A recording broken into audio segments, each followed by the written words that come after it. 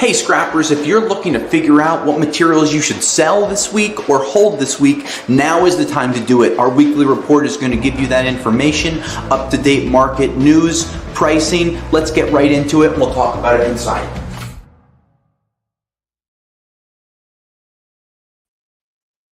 Scrappers, Tom here from the iScrap app. Today is Wednesday, July 23rd, 2025.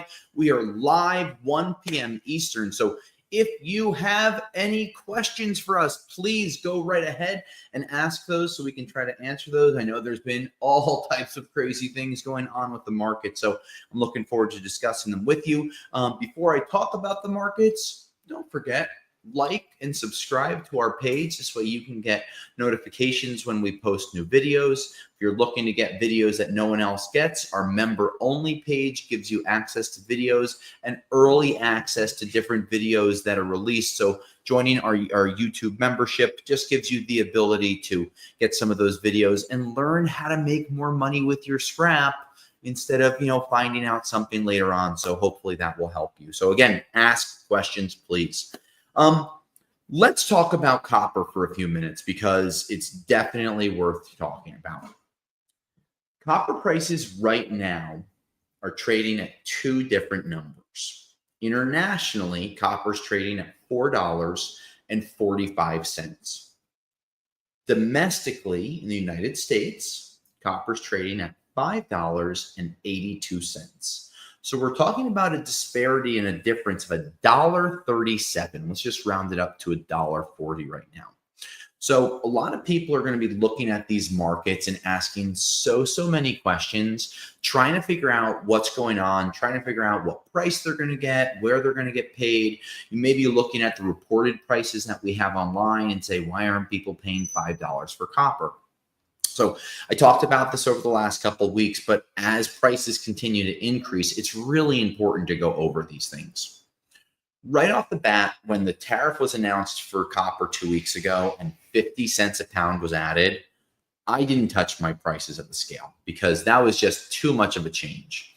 And I was correct. The margins, which we've talked about, spread themselves out. And really prices stayed the same because it was an announcement, not a demand supply announcement, but more of a policy announcement. So that 50-cent increase didn't increase any of the prices today, right, on scrap because the margins just got wider.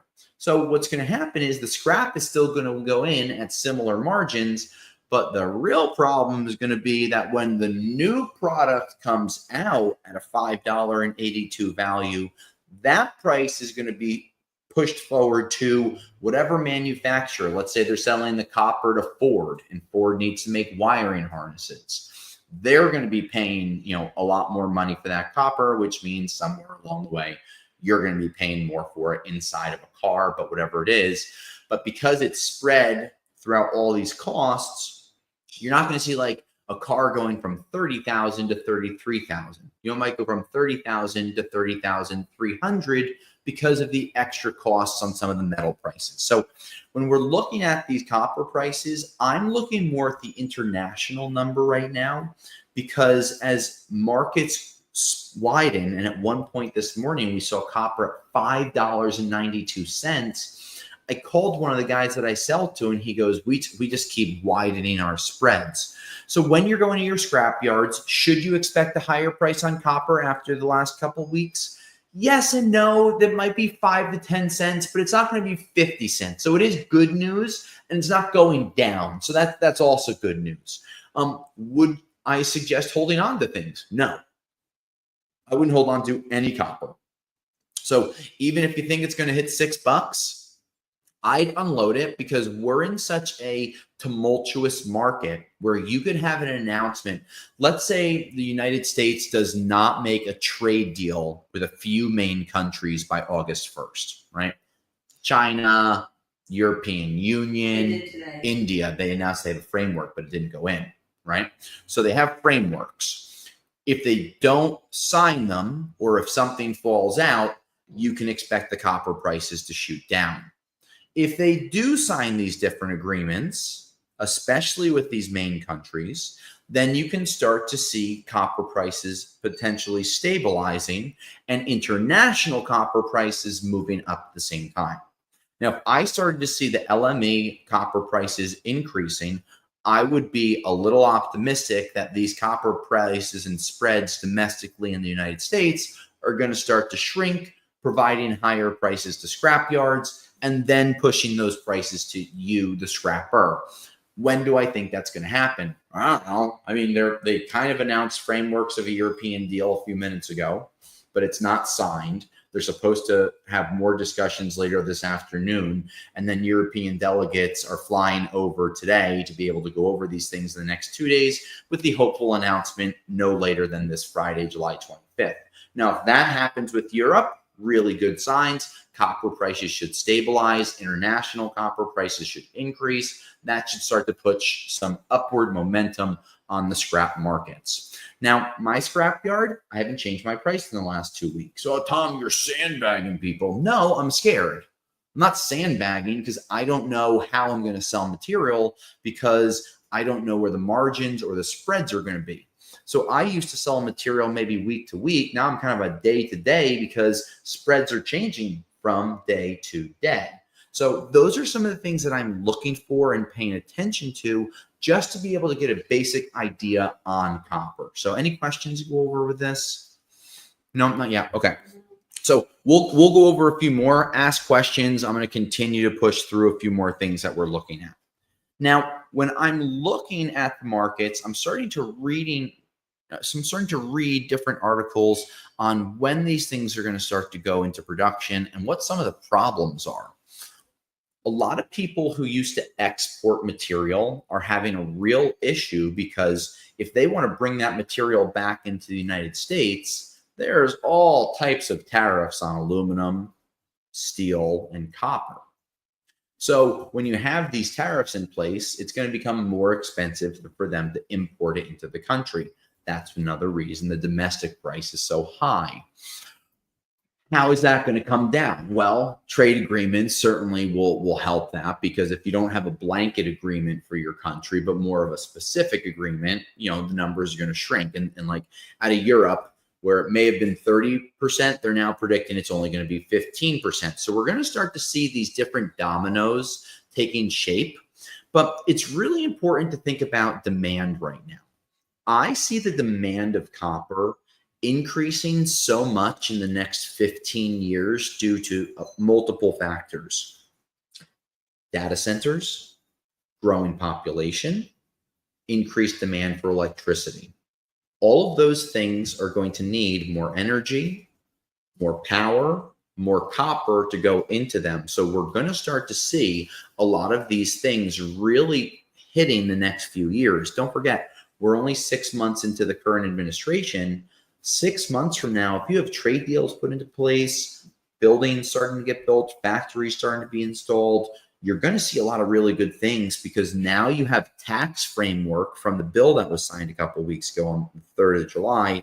Now we can start to see things in a completely different sense. So I do see positive signs coming for copper. I see increased pricing, but I still would continue to sell as I got it in, because scrappers, if you've been holding for any period of time, even a month, you made money, right? So unload it, take the cash, use it to do something else, unless you don't need it and you're really waiting for that major score. But don't forget, quick tip, do math. 500 pounds, what are you waiting for? 30 cents? That's $150 difference. $1 a pound, that's $500 difference. It's important to be able to think about what you're looking for and what your expectations are out of your material before you just say, oh, I'm going to hold until the price goes up. Any questions, V? No? Okay. We do have one. Okay, shoot. CU scrapping, copper scrapping. So the mill's basing their buying price on the LME or COMEX. It looks like they're following the LME. Both, right? They're following the LME because it's more of an international market.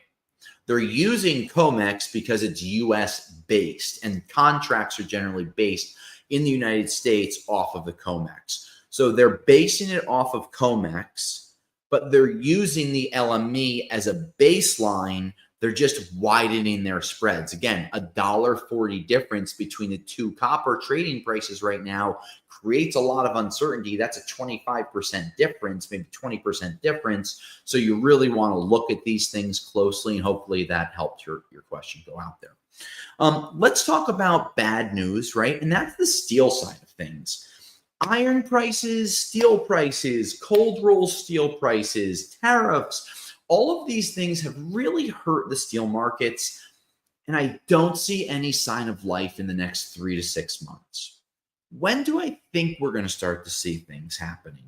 I think it's going to be in the fourth quarter, but possibly all the way into the second quarter of 2026. And why do I say that? Let's say factories get built. Let's say they break ground today, and a year from now, they can start producing, manufacturing, or building whatever product it is that they have. All right, well, they're going to need steel for the buildings. They're going to need to buy equipment. They're going to need to buy machinery, forklifts, lulls, cranes, loading docks, right? Yes, infrastructure. Steel is going to be needed, but it's not going to be on like a 30,000 ton rate like a power plant we've talked about. Might be on a 3,000 to 5,000 ton rate. Still a lot of steel, right? That's not going to move the markets. What's going to move the markets is two different things. The beginning of production in the United States from these new mills and factories will start to consume more material domestically in the country, which should start to increase the price on the demand, where right now the US-based steel recycling companies know the demand is low, the international export market is tough, and it's just going to be a little cheaper to sell domestically because it's easier. The domestic production facilities, the melters, smelters, etc., they know that they almost have an upper hand. Lots of material is coming in domestically. Not a lot of people want to export their material to India, Canada, or Europe. So now you're going to start to see a gluttony of steel in this country, which is exactly what's happening. I drove through Connecticut the other day and I went by a scrap yard that's on the water, and I've never seen piles higher than they have. When I talked to one of the buyers and sellers that are over there, they said, we're selling things, but our international market where we would normally load these barges has mostly dried up. So we're forced to load rail cars to stay domestic, because instead of one barge every week, they're getting one barge every other week, which creates 5,000 extra tons of material that's not getting exported. And that's one specific yard. Now multiply that by 50, 100 different operations on the East and West coasts, and then in the Gulf. Now you're talking about real tonnage that's not leaving the United States. So it doesn't cost that transportation to get it back in here. It doesn't have that tariff slapped on it. But now you have an oversupply of scrap, and you're at the steel mill's mercy to get it delivered. So when you go to your scrapyard and say, why are these prices so low still? Well, hopefully that helped explain it, because we're saying the same thing. We just look at it in more of a macro perspective, and hopefully that helps you a little more. Any questions, B? Got one.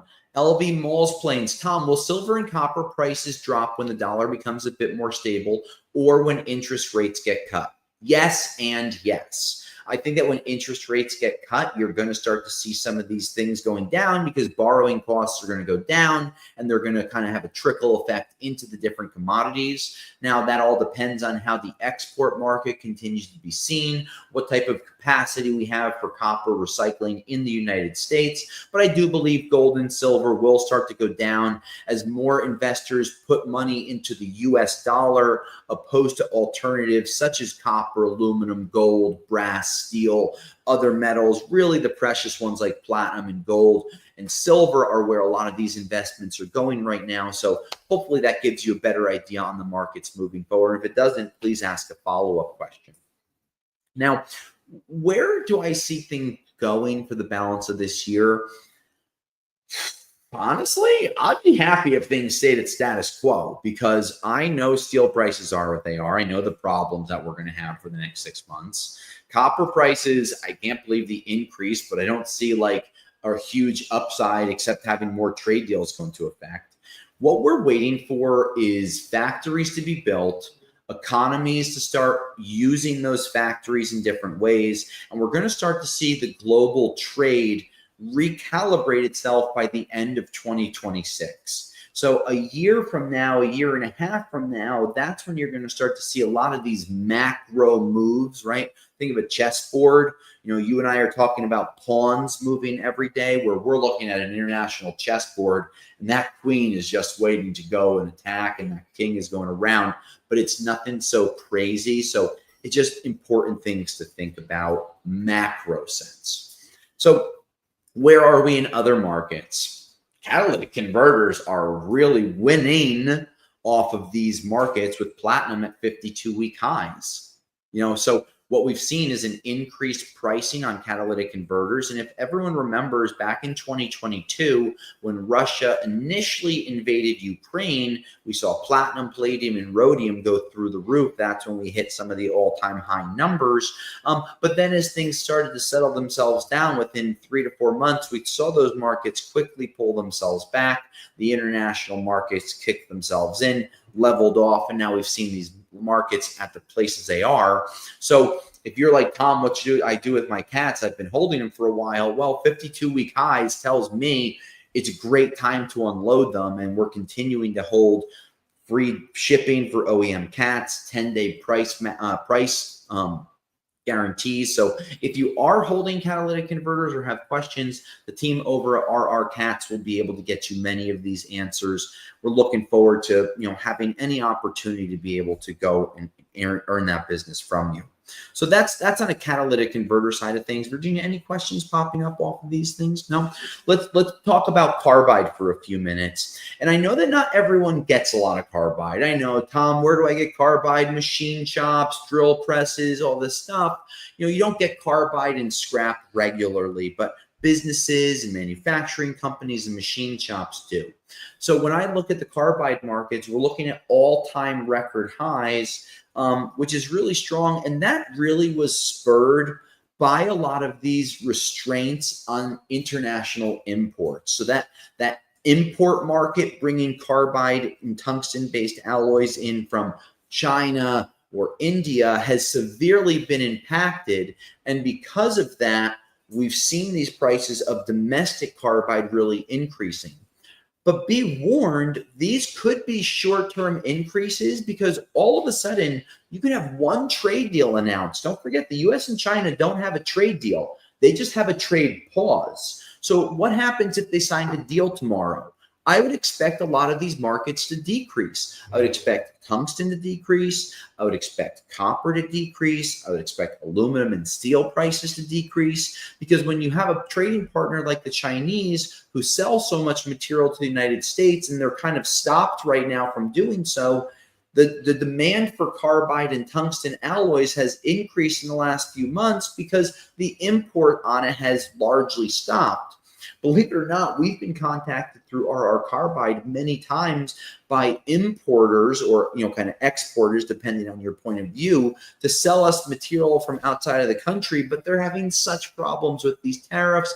That's one of the primary reasons that we've seen some of the markets moving the way that they have. But with prices between $9 and $12 per pound for carbide, please contact the team over at rrcarbide.com today so we can give you free shipping, quotes, prices that last for 10 days, and just the ability to earn your business moving forward. Anything else, V? We have some questions from before. Great, let's ask them. For copper tubing, if used for gas and other non-liquid purposes, when it's cut and brought to the yard, would that still be number one? I know liquid contaminants like oil will downgrade me.